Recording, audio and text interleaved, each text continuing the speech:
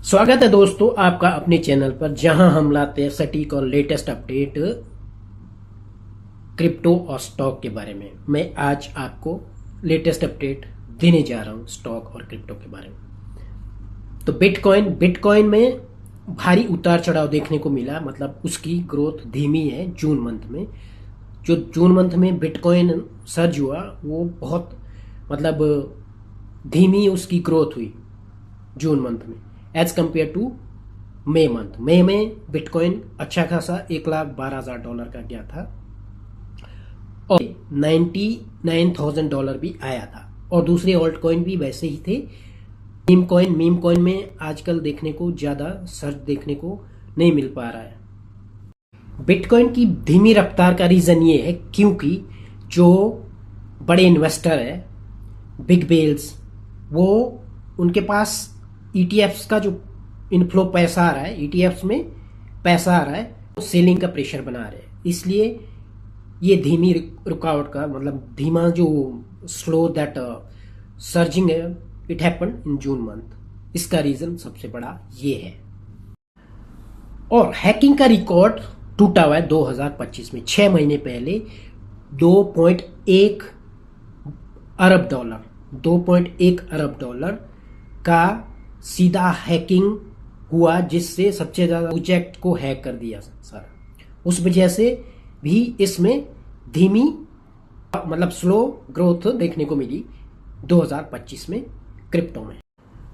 और meme coin की वापसी 2025 एंड में मीम कॉइन इतना ज्यादा मतलब सर्ज मतलब इतना ज्यादा प्रॉफिट देने के लिए अवेलेबल नहीं, मतलब इतना ज्यादा प्रॉफिट नहीं मिल रहा है लोगों को। फिर भी ज़्यादातर इन्वेस्टर जो शॉर्ट मतलब जिनको मालूम नहीं है कि भाई यहाँ किधर हमको पैसा इन्वेस्ट करना चाहिए, क्रिप्टो में कौन से टोकन में डालना चाहिए, उनको नॉलेज नहीं है, फिर भी उनका रुझान ज़्यादातर मीम कॉइन में मतलब ये सोच लो जो बड़ी बिग बेल है, बड़े बड़े इन्वेस्टर, जो स्मॉल इन्वेस्टर है, उनका फोकस सिर्फ मीम कॉइन को ऑप्ट करने में है।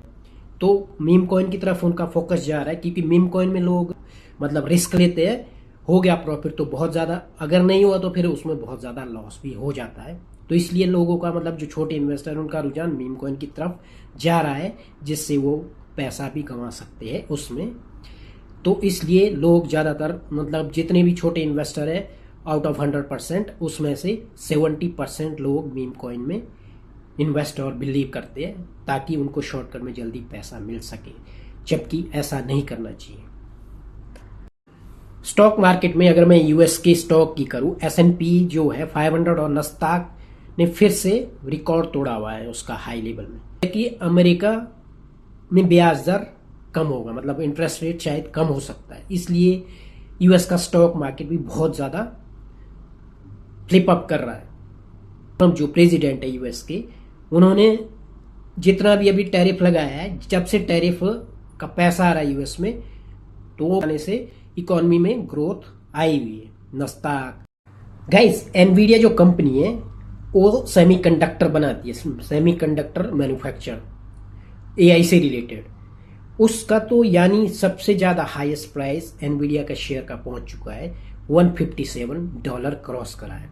ये इसलिए हो रहा है, यूएस का स्टॉक इसलिए सर्च कर रहा है एनवीडिया, क्योंकि यूएस की जितनी भी कंपनियां हैं वो एआई को प्रेफरेंस दे रही है और एआई को प्रमोट करिए।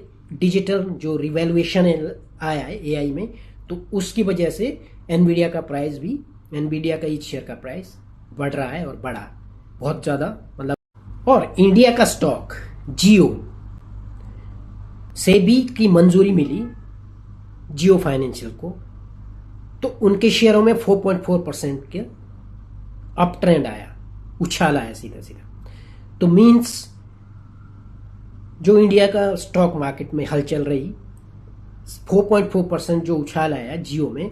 और ब्लैक रॉक कंपनी के साथ एक ब्रोकर्स सर्विस शुरू करने जा रहा है जियो कंपनी, क्योंकि इसमें 4.4% का उछाल आया। तो ब्लैक रॉक क्या है? ब्लैक रॉक एक यूएस की कंपनी है, $11 ट्रिलियन की कंपनी है, तो ये ब्रोकरेज का काम कर सकता है यूएस के साथ। तो दोस्तों ये था आज का पूरा अपडेट, बिटकॉइन की गिरावट से लेकर एनवीडिया की रफ्तार तक और जियो फाइनेंस मीम कॉइन की अपडेट तक। अगर आपको वीडियो पसंद आया प्लीज करके लाइक करिए और अपने दोस्तों के साथ शेयर करिए, को सब्सक्राइब करना बिल्कुल मत भूलिए। धन्यवाद, मिलते हैं अगले वीडियो में।